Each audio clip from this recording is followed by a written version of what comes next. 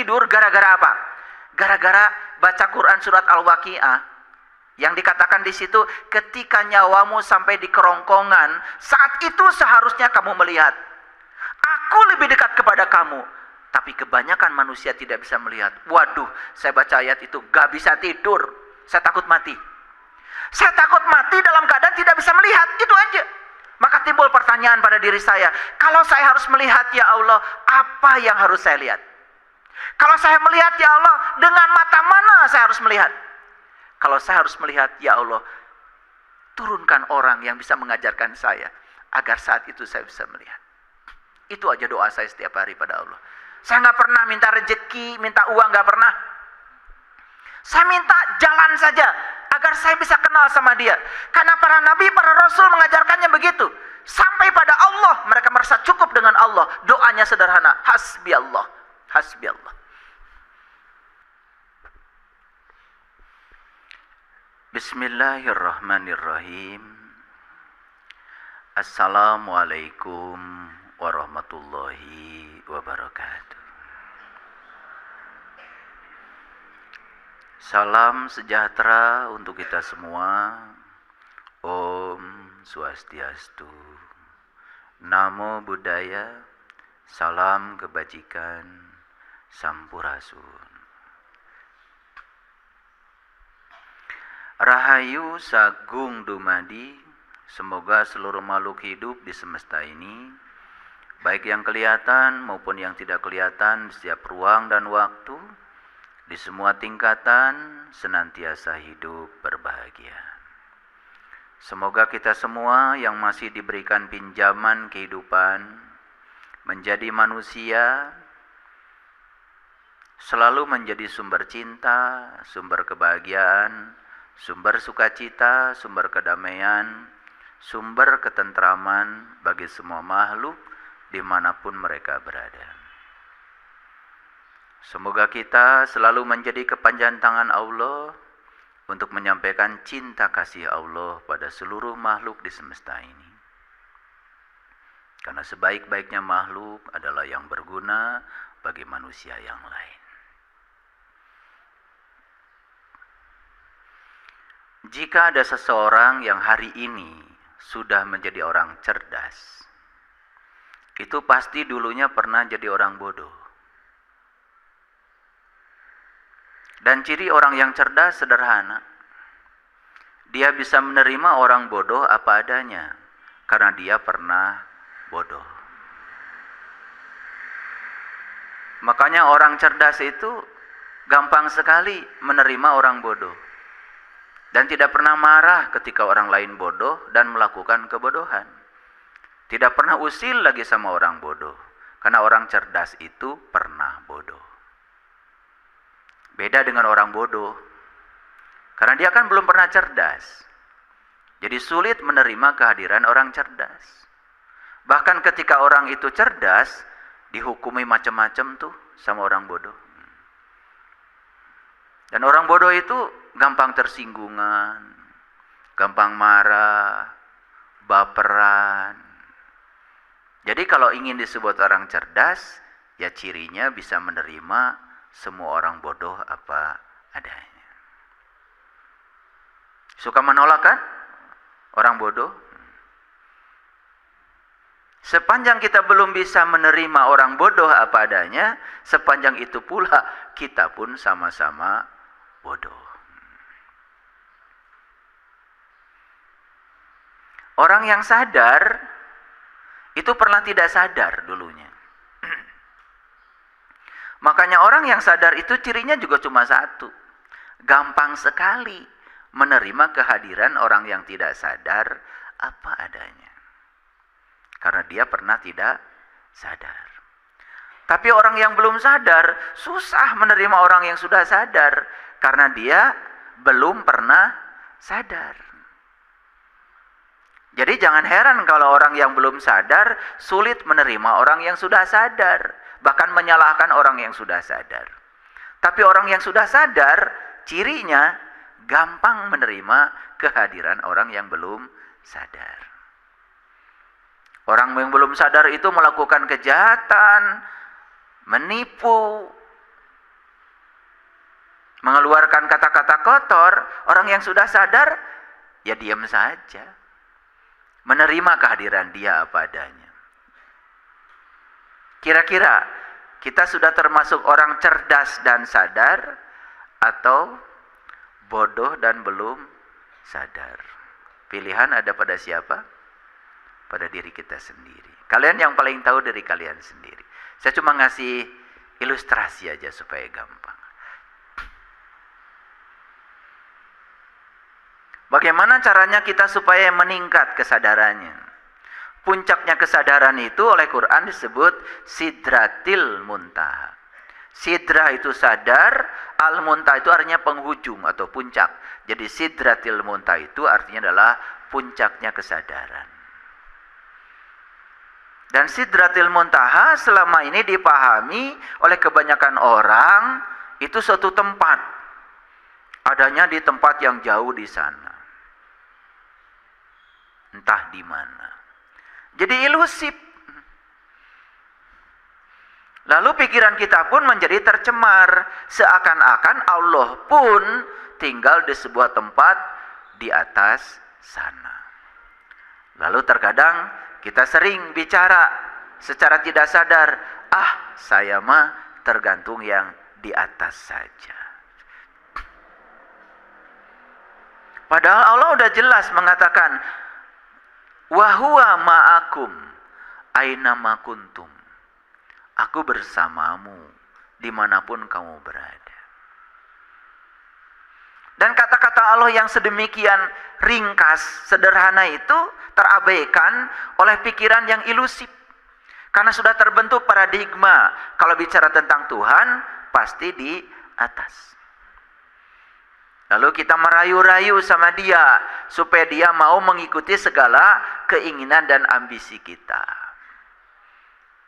Lalu kita melakukan penyembahan pada dia sekuat tenaga, biar Tuhan takluk pada semua keinginan kita. Bahkan ibadah yang kita lakukan itu jadinya transaksional.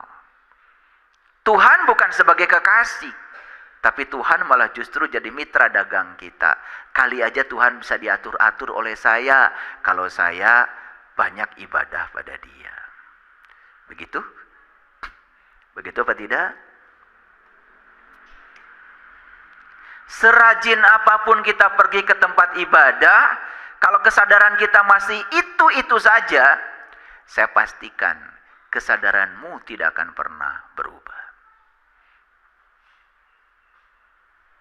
Begitu banyak peristiwa dalam hidup yang terjadi di sekitar kita, baik yang kita inginkan, yang tidak kita inginkan. Yang ada cuma dua yang kita lakukan. Terhadap yang diinginkan, kita mencengkram, gak mau melepaskan. Terhadap yang tidak diinginkan, kita menendang jauh-jauh. Itulah cara hidup yang instan. Makin menendang yang tidak kita inginkan, saya pastikan yang tidak kita inginkan makin datang lebih cepat berulang-ulang. Tapi kita tidak mengerti pola itu. Karena apa? Karena kita sudah kehilangan kesadaran. Padahal di bumi ini ada tangga rahasia sebetulnya bagi yang tahu. Tangga untuk menapaki langit-langit kesadaran kita. Sayang sekali kita tidak melihat tangga itu. Bahkan yang sudah melihat tangga itu pun ya tidak tertarik untuk menaiki tangga itu pelan-pelan. Bahkan lebih senang tinggal di tangga itu sendiri. Itu yang disebut dengan zona nyaman. Makanya Jalaluddin Rumi mengatakan, aku sangat terheran-heran dengan manusia yang berani memenjarakan jiwanya sendiri. Sementara kunci untuk membebaskan jiwanya itu tergantung dalam dirinya, sama sekali tidak tertarik untuk menggunakannya. Jadi kunci itu sudah diberi ya oleh Allah sebetulnya.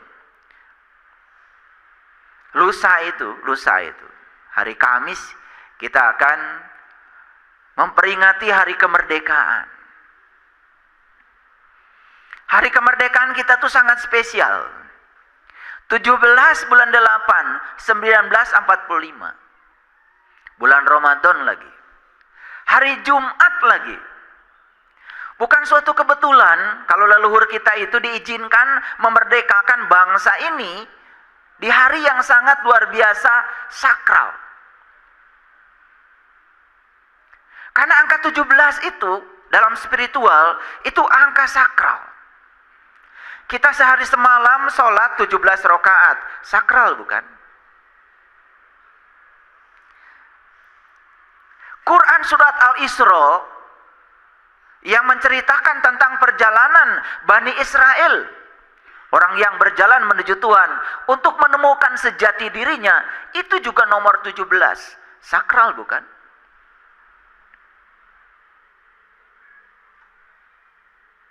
Bahkan Quran diturunkan tanggal 17, sakral bukan? Luar biasa. Hari Jumat lagi. Jumat itu hari yang sangat berbeda. Ahad itu 1. Senin, Isnain 2. Selasa, Salasa 3 itu. Rabu, Ruba'a 4. Ada yang lucu di nama-nama hari. Begitu Jumat tidak 5. Kamis 5, Homsah, Homis. Harusnya kan sebetulnya Jumat itu sitah 6. Pernah mempelajari hari-hari? Luar biasa kalian itu ya. Saya juga nggak ngerti. Kalian tuh pada kemana aja? Kan ada yang aneh di situ. Ada yang aneh kan?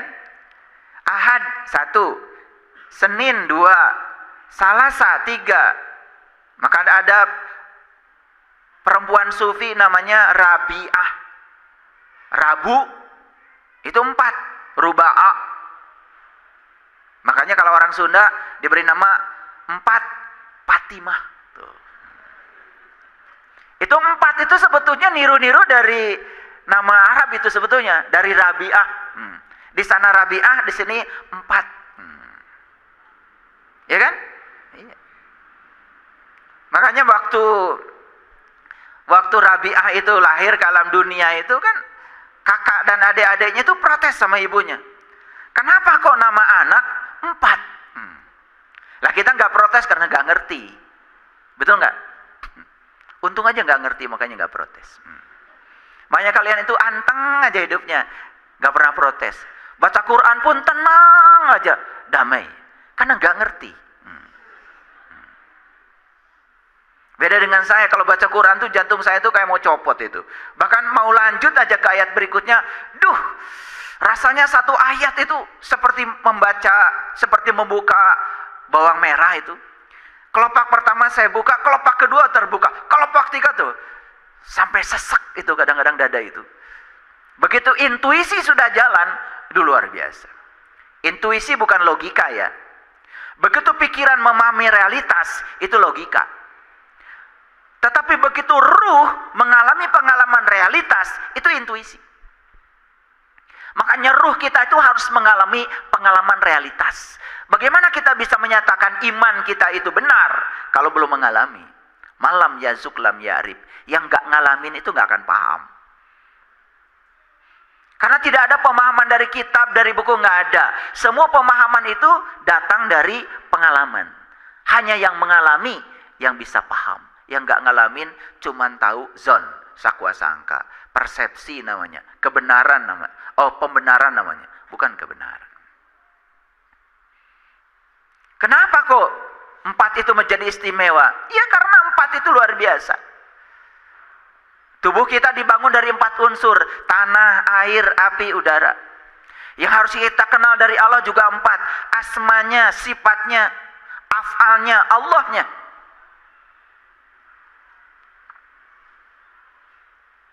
Sahabat Rasul pun yang kita kenal, yang paling top kan 4. Abu Bakar, Umar, Utsman, Ali.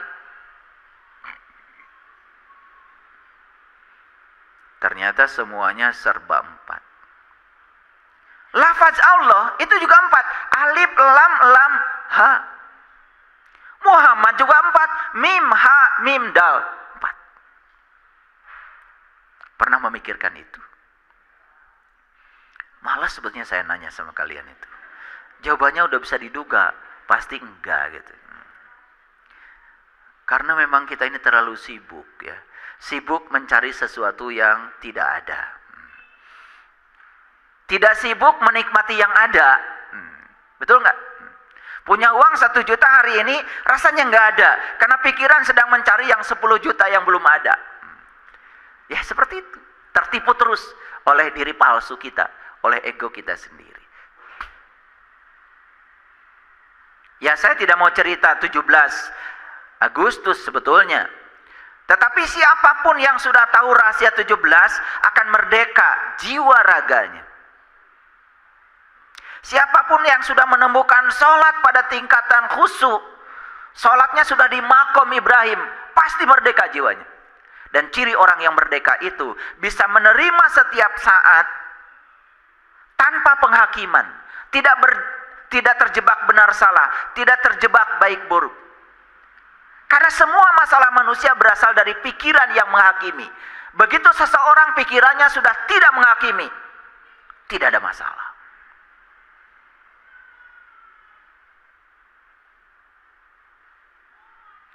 Makanya untuk bisa merdeka yang sebenarnya, ya, kita harus tahu caranya.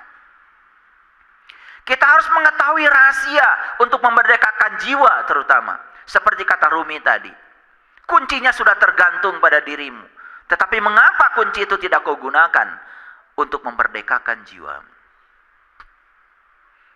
Makanya begitu seseorang sudah merdeka, maka dia akan mengalami 8. Bulan Agustus bulan 8. 8 itu 8 lapisan kesadaran. Kalau kita bicara tentang lapisan kesadaran, di tradisi agama manapun yang saya pelajari selalu 8. Semua tradisi agama kalau berbicara kesadaran 8. Makanya waktu Isra Mi'raj Nabi Muhammad digambarkan secara simbolik, siloka, perumpamaan. Di langit yang pertama bertemu dengan Nabi Adam.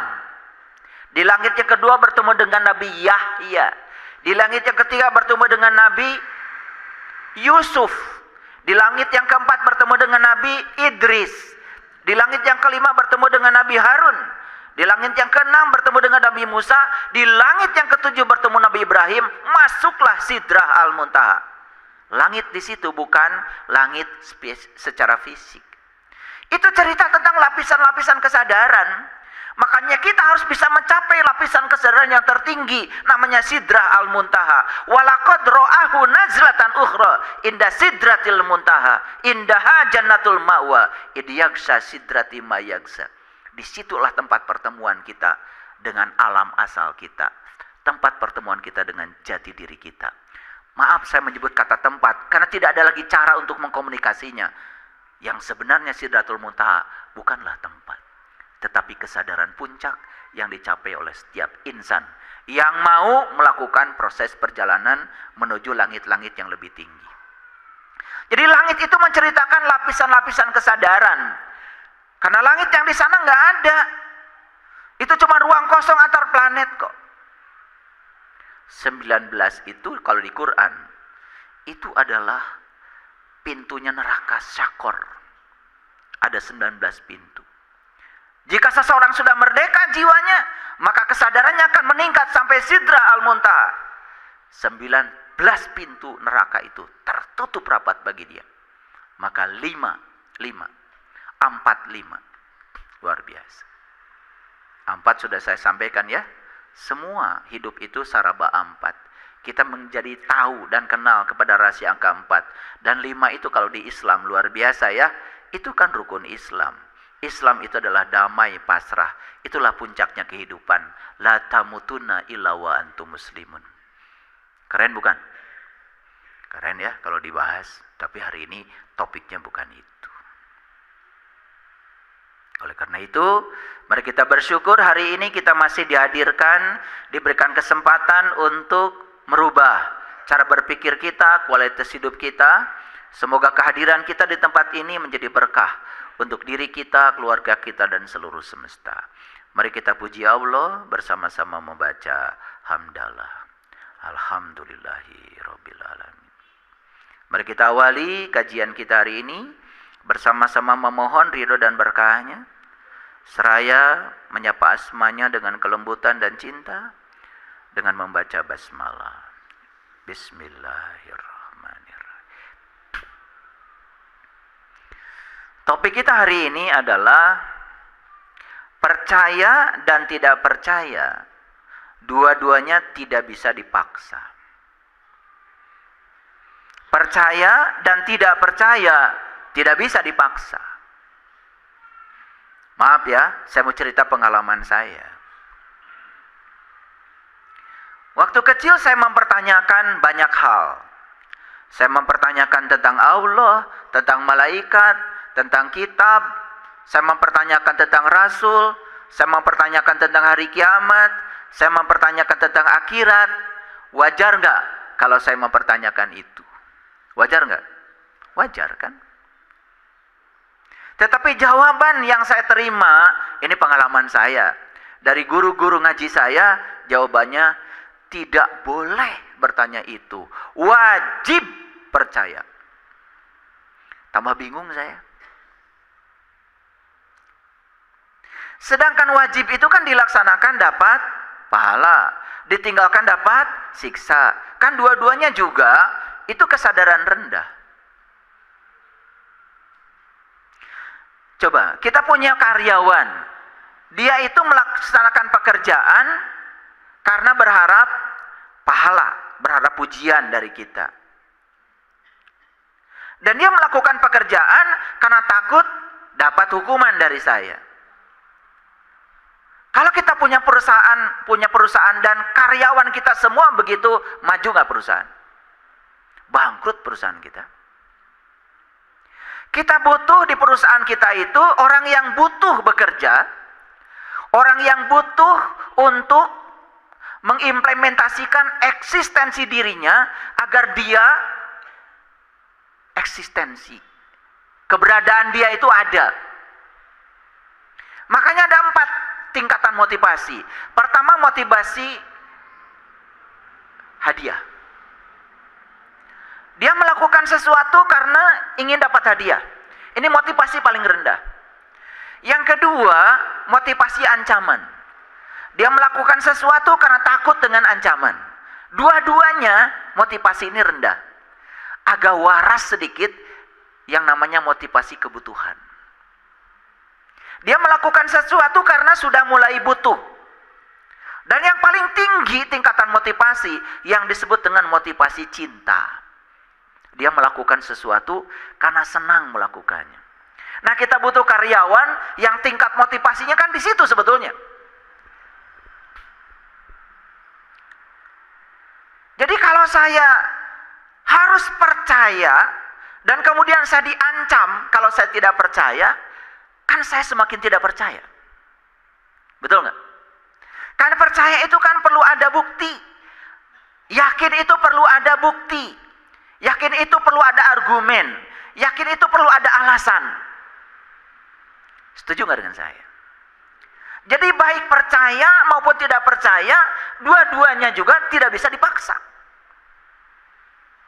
Jadi tidak bisa, pokoknya harus percaya. Wah, kalau sudah pokoknya harus, itu semakin tidak percaya. Coba praktekkan cara mengajar yang semacam ini pada anak-anak kita sekarang. Yang lahir di abad milenial, yang tingkat berpikirnya sudah sangat kritis.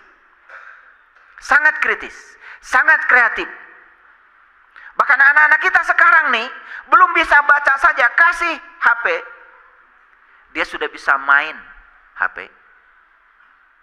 Padahal belum bisa baca. Tapi dia bisa mengerti semua fitur-fitur yang ada itu ditangkap dengan logikanya. Kayaknya ini panah ke kanan, ini panah ke kiri, ini panah ke atas, panah ke bawah. Panah itu ditangkap oleh pikirannya sebagai petunjuk arah. Padahal baca saja belum bisa. Nah, untuk anak-anak kita yang tingkatan berpikirnya sudah di tingkatan kritis seperti ini, Jangan main-main ketika kita mencoba memaksakan sebuah keyakinan yang mereka tidak memahaminya. Apa yang terjadi? Pasti akan terjadi penolakan. Kalau tidak terjadi penolakan, mereka berpura-pura menerima karena mereka menghargai kita. Tetapi yang paling dasar dalam dirinya tidak menerima. Jadi pola pendidikan yang sudah kita rasakan tidak berhasil mengubah kesadaran kita, jangan coba diterapkan lagi untuk anak cucu kita, karena kita jadi mewariskan kegagalan dalam proses pembelajaran ini kepada mereka. Bukankah itu ketidakadilan? Makanya disinilah perlu kita berpikir lebih kreatif lagi. Ulangi ya, percaya dan tidak percaya, dua-duanya tidak bisa dipaksa. Setuju? Oke. Kalau begitu, bagaimana caranya supaya bisa percaya? Kan begitu. Harus dicari cara secara kreatif supaya percayanya itu betul, bukan karena pura-pura. Oke, inilah topik kita hari ini. Apa sih yang disebut dengan percaya? Ini saya seperti biasa, saya tanya dulu kamus resmi bahasa Indonesia, biar tidak salah ya. Menurut kamus resmi bahasa Indonesia, percaya itu artinya mengakui atau yakin bahwa sesuatu memang benar atau nyata. Mengakui, yakin bahwa sesuatu itu memang benar dan nyata. Itu menurut kamus. Seseorang itu baru bisa mengakui sesuatu, baru yakin akan sesuatu kalau itu sudah nyata. Betul? Oke. Nah, saya lihat lagi definisi lain dari percaya, masih di kamus. Menganggap atau yakin bahwa sesuatu itu benar-benar ada. Paham ya? Ya. Jadi kalau percaya itu mengakui dan yakin bahwa sesuatu memang benar dan nyata, percaya itu menganggap atau yakin bahwa sesuatu benar-benar ada, berarti tidak percaya nggak usah dibahas. Sebaliknya bukan? Oke. Jadi oleh karena itu maka percaya dan tidak percaya dua-duanya tidak bisa dipaksa. Jadi kalau saya belajar psikologi, ya, bapaknya psikologi namanya Sigmund Freud. Itu yang disebut dengan bapak psikoanalisis. Makanya teori Sigmund Freud itu banyak sekali dipraktekkan untuk healing. Salah satunya adalah hipnoterapi. Membongkar alam bawah sadar untuk healing. Karena apa? Karena diyakini kalau penyakit fisik itu kebanyakan karena terlalu banyak sampah di alam bawah sadar. Karena alam bawah sadar manusia itu disebut dengan long term memory, memori jangka panjang. Setiap ada stimulus yang mengingatkan, sampah itu akan keluar. Gitu. Karena sebetulnya tidak hilang, hanya perlu stimulus untuk mengingatkannya. Misalkan ada orang yang menyakiti namanya X. Nah, ketika mendengar nama X, padahal bukan orang itu, terstimulasi itu, ya. Padahal bukan X yang itu. Yang X ini orang mana, yang X ini orang mana, cuman ada kesamaan nama karena pernah disakiti oleh si X yang itu, terstimulasi. Itu artinya alam bawah sadar itu masih menyimpan memori. Dan hati-hati itu. Ketika kita membawa kita ke masa lalu, kalau memori itu masa lalu, pasti kita akan sedih. Dan ketika kesedihan itu datang, tubuh kita memproduksi hormon-hormon kortisol. Dan itu yang membuat tubuh kita menurun tingkat imunitasnya. Gampang sakit, gampang pegal-pegal, gampang pusing. Karena semua penyakit fisik itu sumbernya dari sana. Nah, Sigmund Freud itu terkenal dengan psikoanalisis. Karena beliau itu ya mengajukan begitu banyak ya saran dari hasil risetnya untuk healing. Makanya ya ada buku yang bagus, You Can Heal Your Life. Nah, buku itu memuat daftar penyakit berdasarkan kesalahan berpikir. Nah, sebagian dari apa yang ada di buku itu sudah saya tulis ulang di buku saya yang judulnya Menembus Sidratil Muntaha. Di situ sebetulnya ada daftar penyakit berdasarkan kesalahan berpikir. Jadi oleh karena itu maka penyembuhan penyakit itu mengubah cara berpikir. Masa lalu itu jelas tidak bisa diubah, tapi cara memandang masa lalu bisa diubah. Itu yang bisa dilakukan sekarang. Nih untuk sahabat-sahabat yang sedang sakit secara fisik saya kasih tahu. Ini disinggung sedikit kuliah ke sana ya supaya mengerti. Ini kuliah sains ya supaya ngerti sedikit lah gitu. Makanya gaul dikit hidup itu. Jangan gitu aja ngomong nggak berubah dari waktu ke waktu. Itulah perlunya intuisi ya, pikiran yang tanpa batas. Baik, saya lanjutkan ya. Nah, apa yang dikatakan Sigmund Freud? Ternyata pikiran Sigmund Freud dengan pikiran saya sama. Percaya dan tidak percaya menurut Sigmund Freud tidak bisa dipaksa. Kalau tidak bisa dipaksa, harus cari cara supaya orang lain bisa percaya. Gimana caranya? Nah, itulah metode pembelajaran saya di kelas ini. Karena saya tidak pernah memaksa kalian harus percaya. Tetapi saya mengajak kita untuk membuktikan. Makanya semua yang sudah membuktikan, yang sudah saya bicarakan, semua mengatakan yes. Makanya saya sering mengatakan, begitu seseorang itu sudah mencapai puncak kesadaran yang tertinggi, maka dia akan menjadi cerdas. Begitu seseorang menjadi cerdas, maka semua simbol-simbol, siloka-siloka, mutasabihat dalam kitab suci apapun menjadi mengerti. Saya punya komunitas ya. Ada seseorang, mohon maaf, dia itu tidak saya ubah keyakinannya dan tetap di keyakinan yang lama. Cuman saya tunjukkan, apakah Anda sudah kenal jati diri Anda? Dan orangnya sangat terbuka. Begitu saya bimbing untuk mengenal jati dirinya, apa yang terjadi? Dia pulang dan kemudian membaca ulang kitab suci keyakinan dia. Dan dia menangis. Semua bagian yang dia baca itu dikasih stabilo. Karena apa? Dia merasakan getaran yang luar biasa. Mengalami dulu, baru memahami. Jadi seperti itu sebetulnya metode belajar. Para nabi, para rasul itu mengalami dulu, baru menceritakan yang beliau alami dalam bahasa verbal. Nah, kita sekarang itu tidak mengalami pengalamannya, tiba-tiba mencoba menafsir-nafsirkan bahasa verbal yang mereka sampaikan. Pengalamannya tidak ada. Itulah yang kemudian membuat kita menciptakan pembenaran setiap saat. Makanya kebohongan yang diulang-ulang, lama-kelamaan juga dianggap sebagai kebenaran. Mana yang paling bagus?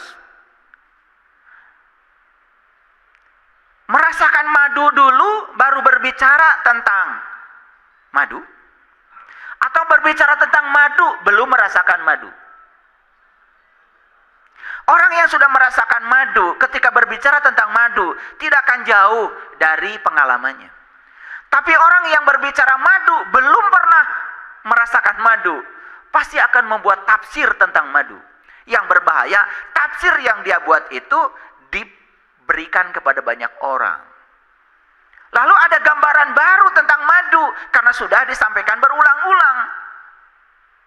Kan sangat berbahaya. Semakin jauh kan dari kebenaran, itu yang disebut dengan dolalam ba'id. Itu yang disebut dengan kesesatan yang jauh.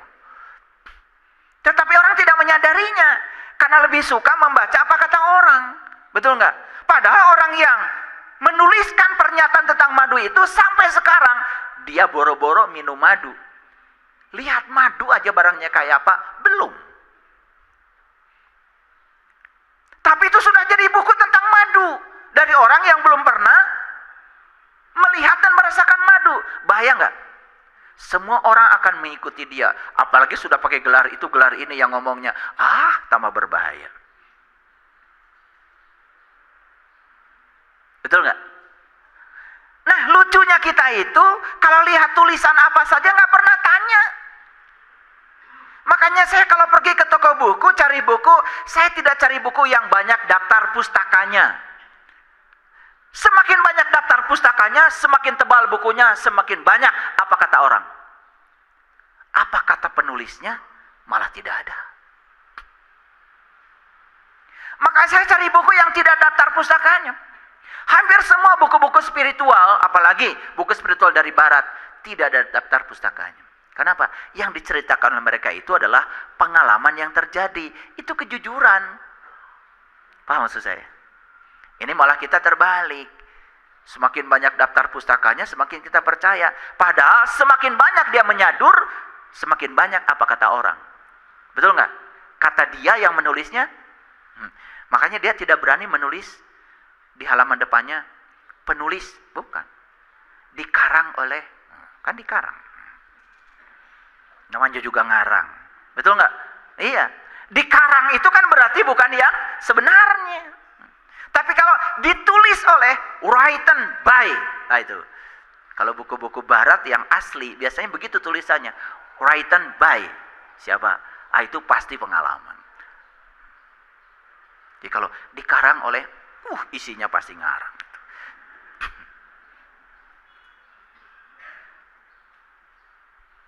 Baik.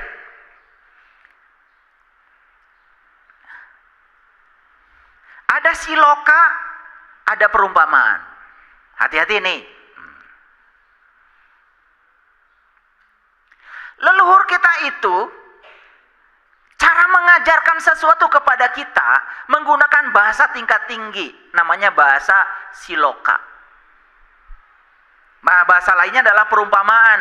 Bahasa Arabnya adalah amsal, misal, itu bahasa Arabnya. Dan ternyata Quran itu banyak sekali silokanya, perumpamaannya. Lucunya itu perumpamaan dipahami betul-betul sebagai kenyataan. Itu yang salah konsep. Contoh, Siratal Mustaqim kata orang tua kita, rambut dibelah 7. Otak kita langsung mikir, begitu rambut dibelah 7, ya rambut dibelah 7. Gimana gergajinya ya? Betul? Dan katanya itu jembatan itu membentang dari A ke B. Di bawahnya api yang menyala-nyala. Kan sudah ruwet pikiran kita. Betul nggak? Mana rambut dibelah 7, rambut satu aja kemungkinan jatuh sudah besar. Apalagi rambut dibelah 7. Merenan kakara genete geus rahet. Rambut dibelah 7 kan lebih tajam daripada silet. Betul nggak? Jadi kemudian dibayangkan siloka itu seakan-akan yang sebenarnya. Padahal kalau kita mau belajar di Quran, Siratal Mustaqim itu kata Quran, jalannya orang-orang yang dapat nikmat. Yang dapat nikmat cuma 4, para nabi, para sidikin, para syuhada, para solihin. Itu kata Quran. Dan Siratal Mustaqim itu disilokakan oleh leluhur kita, rambut dibelah 7. Kenapa di Arab kalau orang tawaf 7, sa'i juga 7, batu melempar jumroh 7. Coba cari rahasia di balik angka 7 itu sampai menemukan yang sebenarnya, bukan siloka yang diyakini. Paham maksud saya? Kan sekarang ini kita meyakini siloka, meyakini perumpamaan. Itu kan yang membuat kita jadi tidak merasakan apa-apa. Paham? Begitu ada orang yang menyajikan sesajen. Ada kasus tuh di Gunung Merapi, sajen ditendang oleh orang tertentu.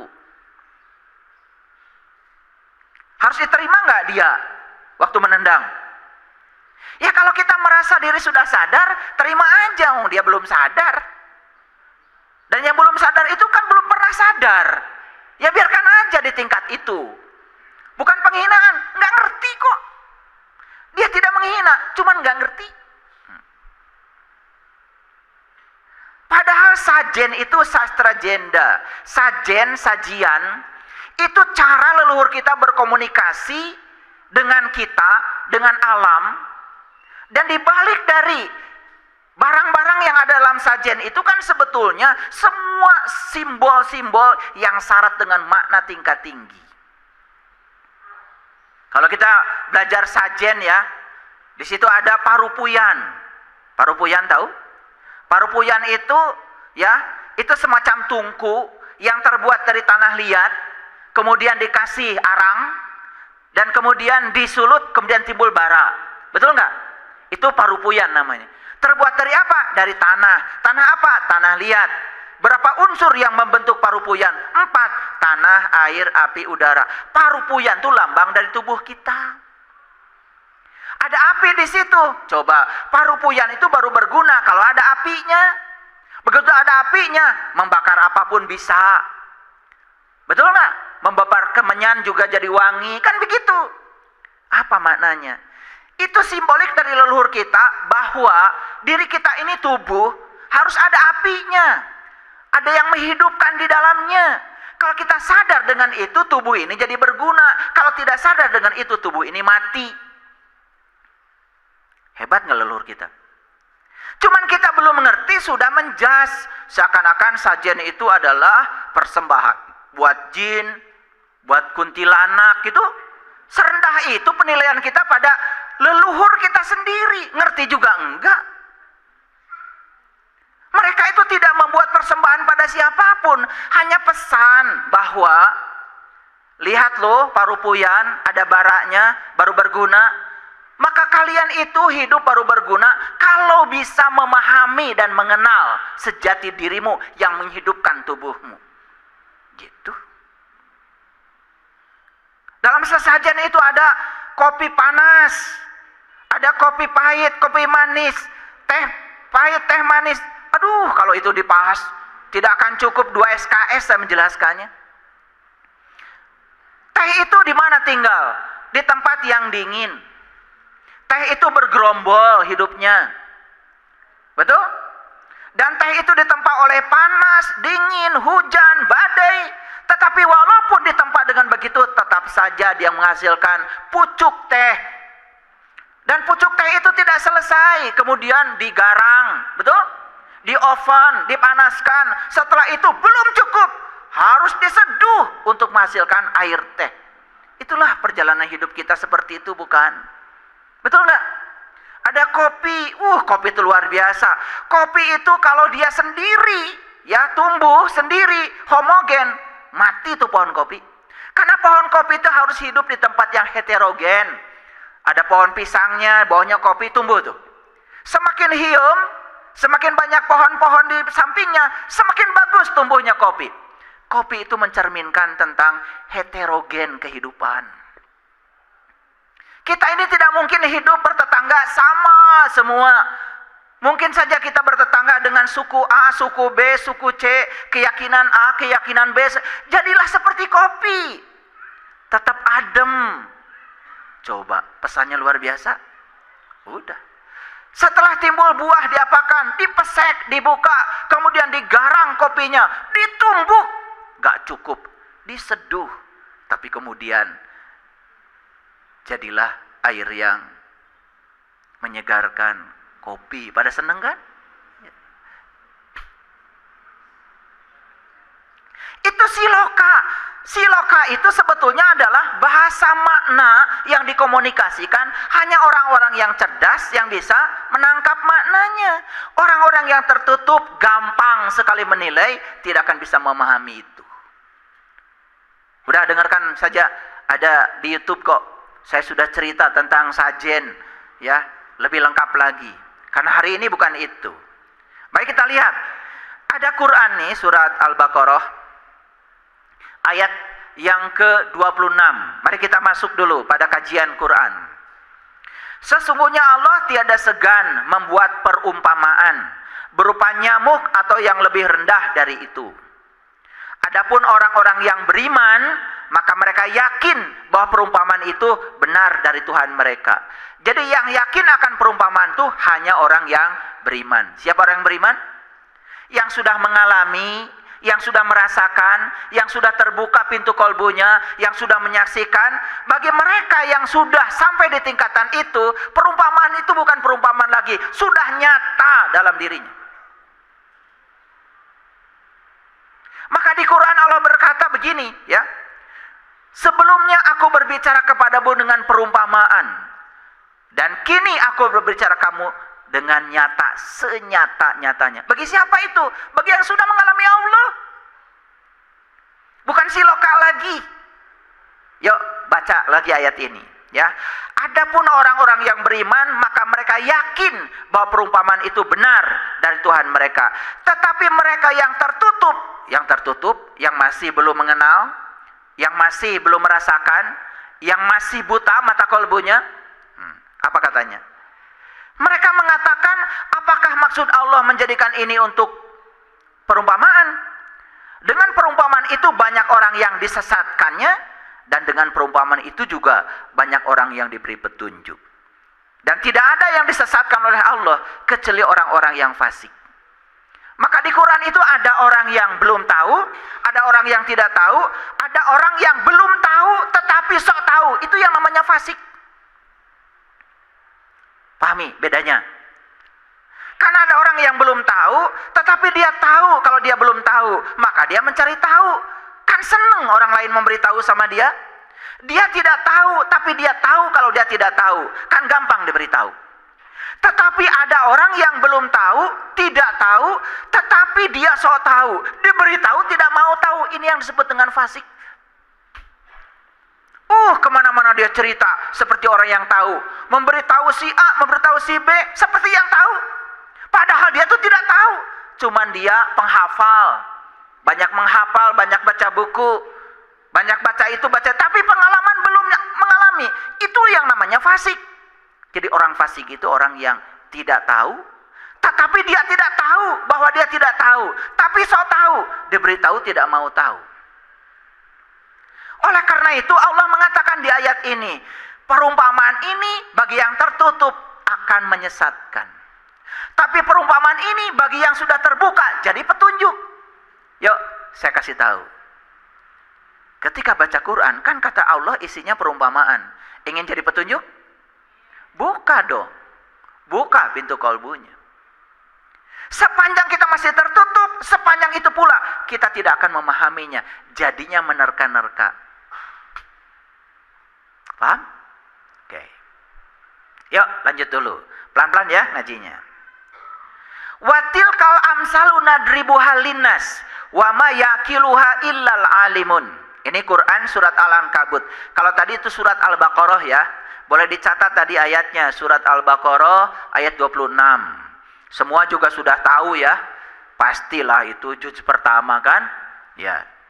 Yang one day one juz itu baca Qurannya pasti udah lewat situ. Ya, lewat maksud saya, nggak mampir. Maaf ya. Ya kalian kan lewat terus, tapi nggak pernah mampir. Ngerti bedanya kan? Iya. Ya kalian nggak pernah mampir ya lewat terus, ya. Sebegitu jelas kata Allah, ini perumpamaan akan menyesatkan bagi yang tertutup, tapi akan menjadi petunjuk bagi yang terbuka. Oleh karena itu, kalau ingin dapat petunjuk, yuk terbuka. Jadilah orang yang tidak tahu, tapi tahu kalau kita tidak tahu, itu sudah keren. Clear sampai sini? Oke. Ini agak serius kuliah hari ini saya. Lanjut dulu. Watil kal amsalu nadribuha linnas. Dan perumpamaan ini kami buat untuk manusia. Wa ma yaqiluha illal alimun. Tidak ada yang memahami perumpamaan itu kecuali orang yang berilmu. Kan ada pertanyaan sekarang, siapa orang yang berilmu? Ada pertanyaan gitu nggak? Atau lewat lagi?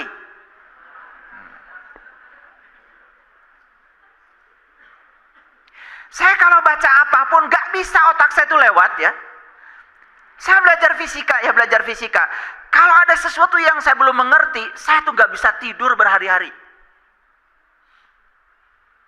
Jadi saya bersyukur sama Allah dikasih kebiasaan yang semacam itu. Saya kalau belum bisa menjawab itu, gak bisa tidur berhari-hari. Beda dengan mahasiswa saya. Begitu tidak mengerti, malah tidur berhari-hari. Ini kata mahasiswa. Ya, kalau saya tanya, gimana kalau kamu tidak mengerti? Wah, saya mah tidur Pak berhari-hari. Wah, beda dengan saya. Saya kalau tidak mengerti, tidak bisa tidur berhari-hari. Jadi saya pernah tidak bisa tidur gara-gara apa? Gara-gara baca Quran surat Al-Waqi'ah Yang dikatakan di situ, ketika nyawamu sampai di kerongkongan, saat itu seharusnya kamu melihat. Aku lebih dekat kepada kamu. Tapi kebanyakan manusia tidak bisa melihat. Waduh, saya baca ayat itu, gak bisa tidur. Saya takut mati. Saya takut mati dalam keadaan tidak bisa melihat. Itu aja. Maka timbul pertanyaan pada diri saya. Kalau saya harus melihat, ya Allah, apa yang harus saya lihat?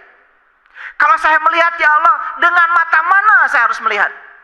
Kalau saya harus melihat, ya Allah, turunkan orang yang bisa mengajarkan saya, agar saat itu saya bisa melihat. Itu aja doa saya setiap hari pada Allah. Saya nggak pernah minta rezeki, minta uang, nggak pernah. Saya minta jalan saja, agar saya bisa kenal sama dia. Karena para nabi, para rasul mengajarkannya begitu. Sampai pada Allah, mereka merasa cukup dengan Allah. Doanya sederhana, hasbi Allah, hasbi Allah.